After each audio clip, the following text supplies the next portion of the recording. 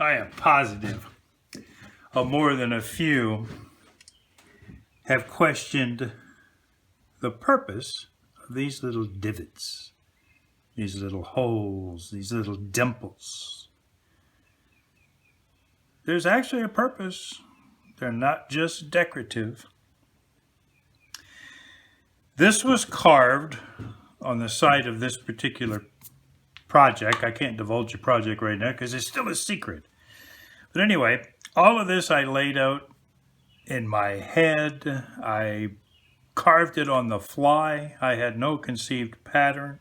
I just let the chisels, the gouges, take me where they were going to. Now, in carving like that, it's all great and good, but now I've got to make another side look just like this. So how am I going to do that? Well, that's how these little divots come into place. You end up using those as guidelines to set up a grid. Now, they don't have to be perfect, but you can get them in the general area where they need to go. I've already gone ahead and laid out this whole entire thing, but I'll go back and show you. I just measured. I used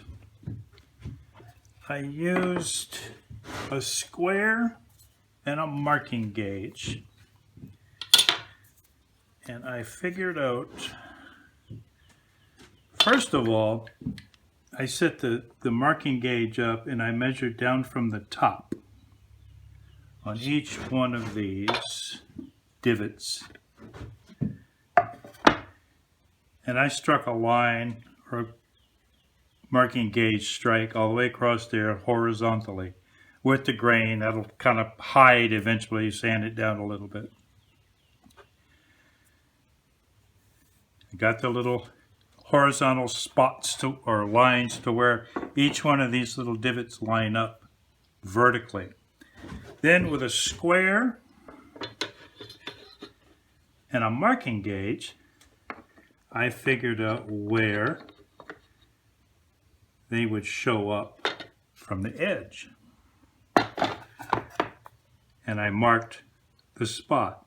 Now, keeping everything symmetrical, I only have to do that on one side, and then I just flip the thing over and I've got the exact same spot on the other side of the center line.